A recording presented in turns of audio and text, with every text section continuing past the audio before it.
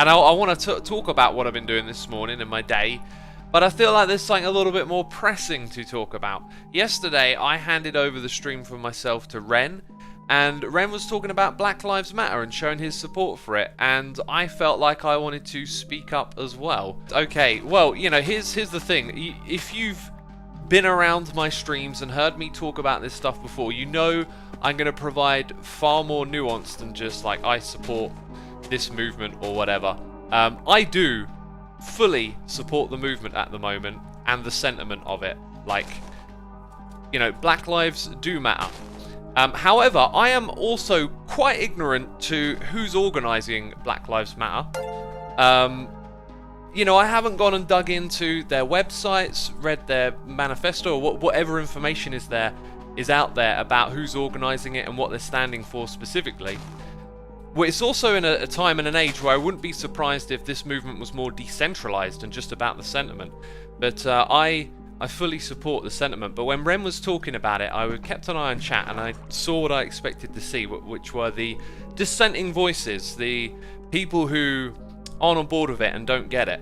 And do you know what I really don't like about all of this?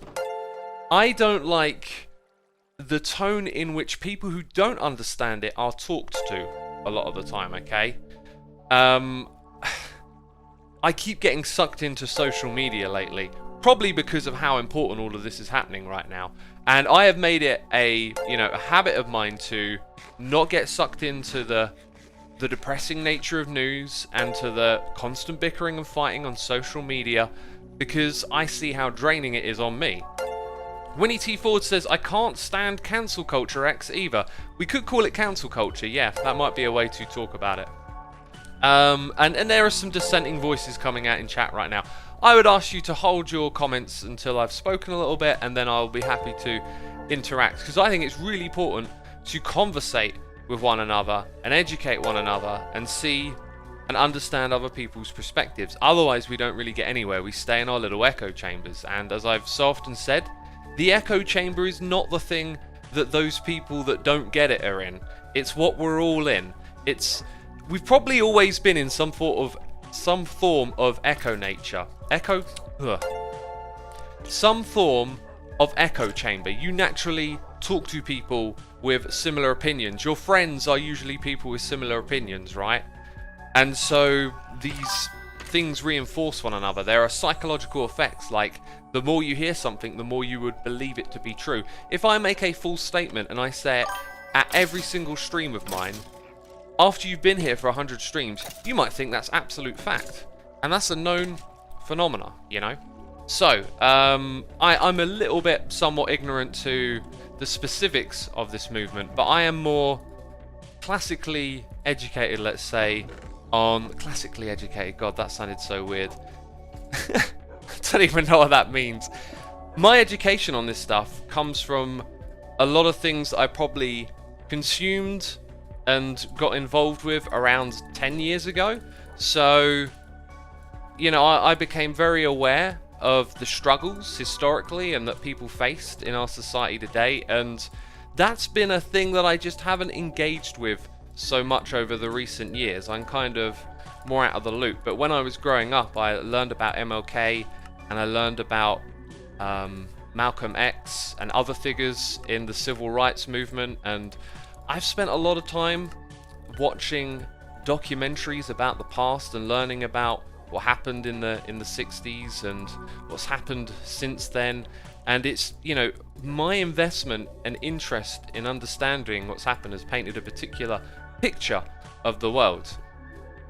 And if you haven't taken the time to go and learn about the civil rights movement and learn about you know, the systemic problems in society, then these other ideas that get floated around are, you know, not as easy to understand, and it's easy to get on the other end of the stick, so to speak. It's easy to find yourself like not getting the reason why this matters, why these people's lives matter.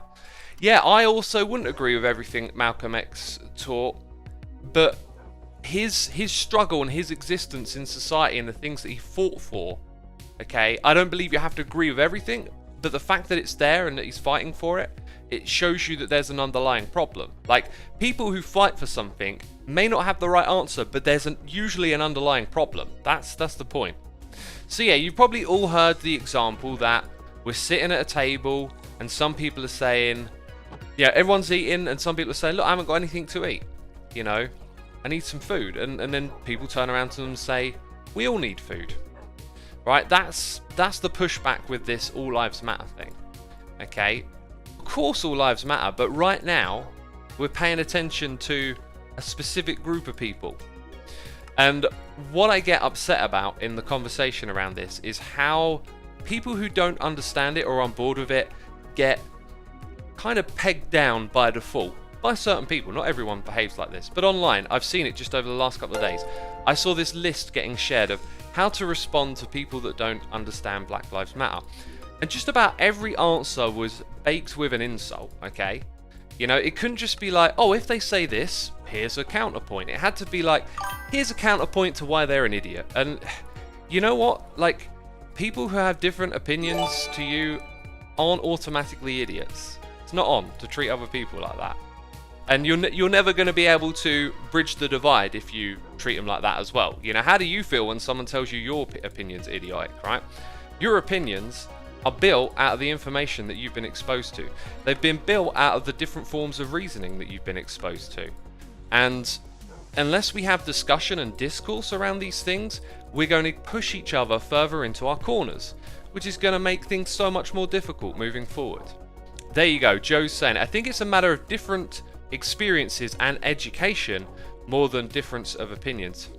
Well, they're all sort of in the same sphere, right? Like I describe it as a information silo, but yeah, your experiences contribute to that, your education does as well, but the opinion is the outcome, right? Like, the opinion is the thing we express. Oh, I think this is the way the world works. And so yeah, we got to remember that when we talk to one another. Now, there were some dissenting things I saw in Ren's chat that I thought I could respond to those. I can think of some things to say back. I'll take a few dissenting voices in my my chat, and again, you know, if someone comes with a dissenting opinion, let's not jump on any hate wagon. Let's talk to one another. We should be able to disagree and move forward, you know, with discussion. If it ends up that you don't convince that person, if that's what you're trying to do, it's not the end of the world. But I think if we put up this like wall of hate towards people that don't feel the same way as us, that's more corrosive than trying to stimulate discussion and conversation. So one of the things that was brought up in Ren's stream was white privilege, right? This idea of white privilege. And Ren talked about it himself. Now, I find this term extremely divisive, and I think it doesn't communicate the idea correctly. Here's the thing, okay? I'm a white man and a straight white man, and in my life I've never really felt any obstacles come from any of those elements, okay? I can't, and I've rattled my brain several times. I thought, well, you know, like, think it through, play devil's advocate, and I can't really ever think of times that have been barriers for me. But I have seen people of different orientation, different gender and race come up against those obstacles because of those elements, okay? The problem is that we have these blanket statements of like white privilege, and it just takes all of the nuance out of the conversation, because although I have experienced my life this way, I know that there are people in the same category as me that do come up against obstacles, and it may not be directly because of those things, but because birth is a lottery and society is not equal across the board. Whatever you were born into, you did not choose. And so there can be people out there that are white, straight and male that maybe have not so great lives, and when someone else is telling them that they have a white privilege, could you understand how that would push back against them, and that wouldn't sound right? Because I believe that although white privilege is something that definitely applies to probably a lot of people, not everyone who's white. You know, you can be born of any colour, race, into any kind of condition that was no choice of your own, no fault of your own. It's just a miracle of birth. You don't know where you're going to end up on this planet. You don't pick what country, don't pick who your parents are, or any of it. And so I think it's very divisive to use terms like white privilege. As a concept, I think it's definitely something that's real, but the way people talk to each other online, you know how it works.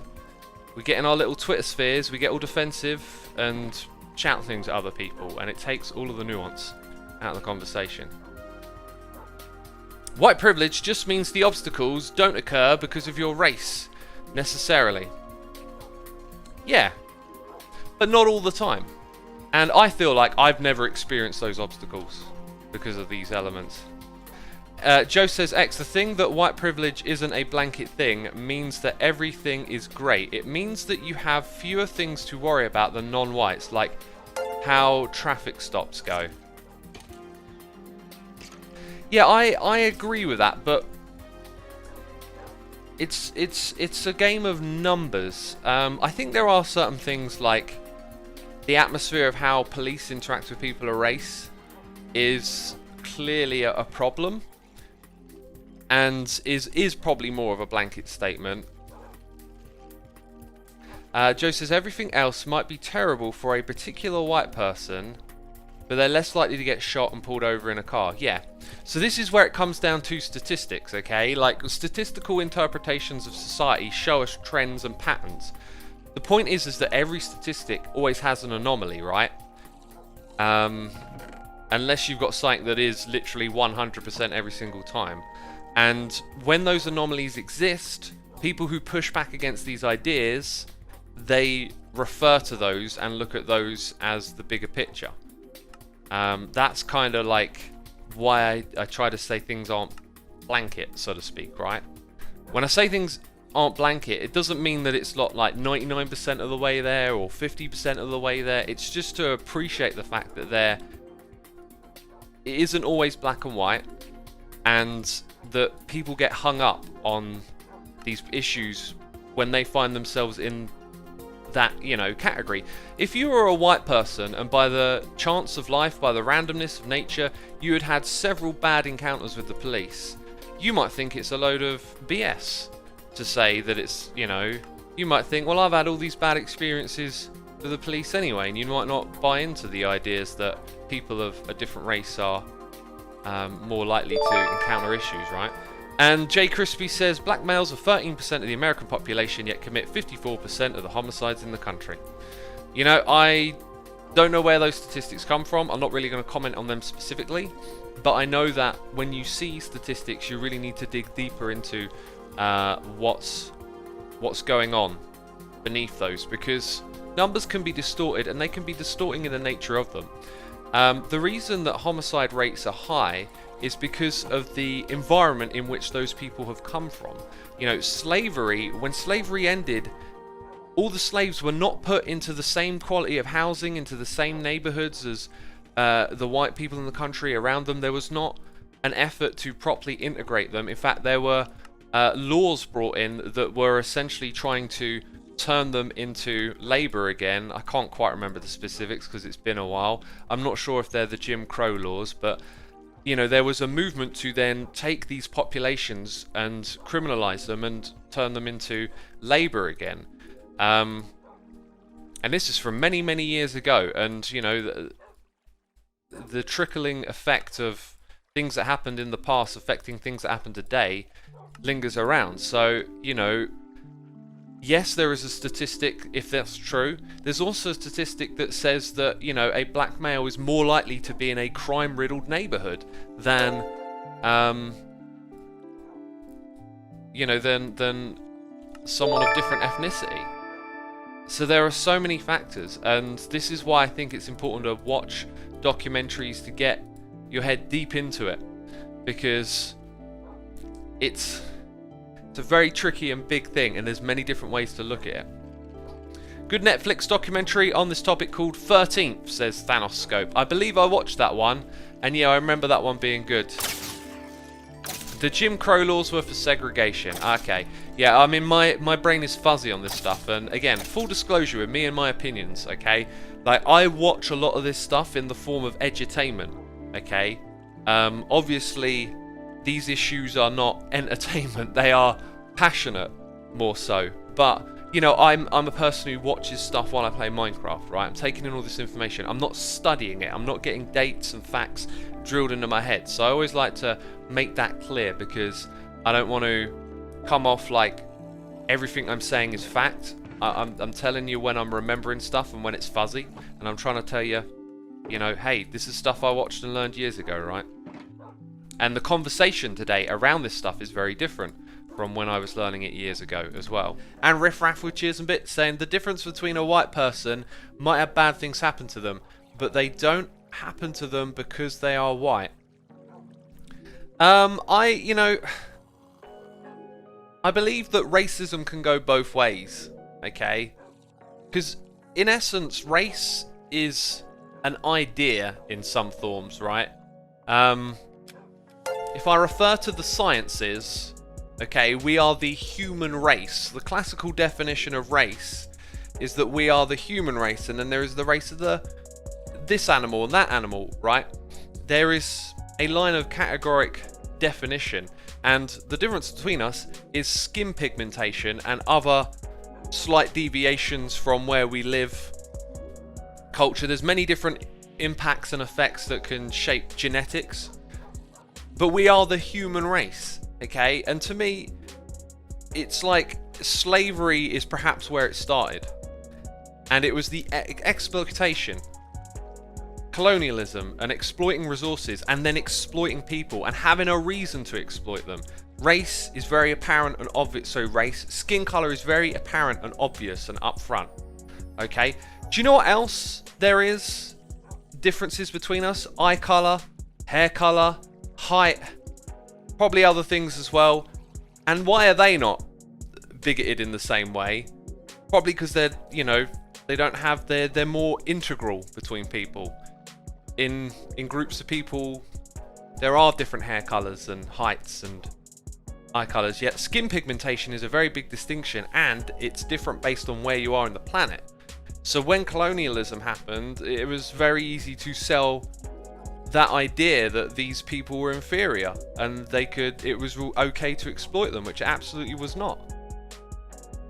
And it lingers on today. And so for me, it's like the issue is not actually race and genetics. They're not causing us a problem. It's not like, oh, the people with different coloured skin are having this thing manifest, you know. I don't know, when they come north into colder climates, they explode and cause loads of problems. Like, it's not a physical thing, it's an idea thing. It's a thing in people's minds. And so I therefore believe that things can work in reverse, you know. It wouldn't be hard to imagine that someone who was black and had been through a lot of oppression and problems through their life because of that might hold a grudge against some white people, you know?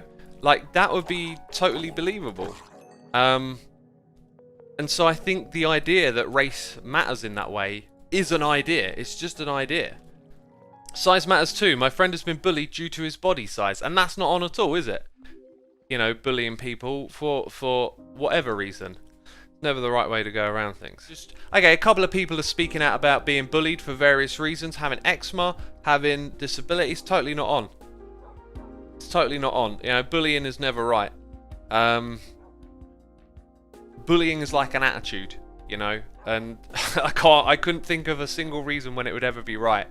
If you really, for some reason, annoyed by some superficial factor of another person, or maybe someone does something that annoys you, or they're mean, like, always walk the good path. Like, if you don't get along with people for whatever reason, don't be mean to them, just move on. I can't even make bullying in my head make any sense. It's always wrong to me. But to try and make some sort of, like, you know, devil's advocate claim to it, if you really don't get along with someone for whatever reason, don't resort to being mean. Just be nice and move on, you know? And to all of you talking about being bullied, I feel for you. It ain't on. It ain't right.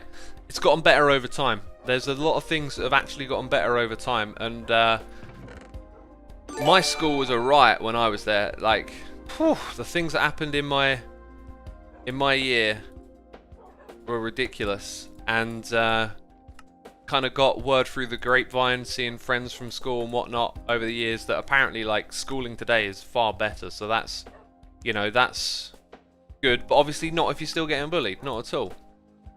Not trying to make an excuse for it, just sort of, you know, progress has been made apparently. I support the rioters, says MLG Gamer. I don't think you should ever support rioting. You can understand why people riot. You can understand their frustrations, their reasoning, what might cause that, but never support it. Because it's not the answer. Like, burning down what we've got is not the answer. It's changing it. I don't believe in revolution and, you know, ending things and flipping the table. I believe we've got to change what we've got. But yeah, that's kind of like a bigger topic overall to talk about.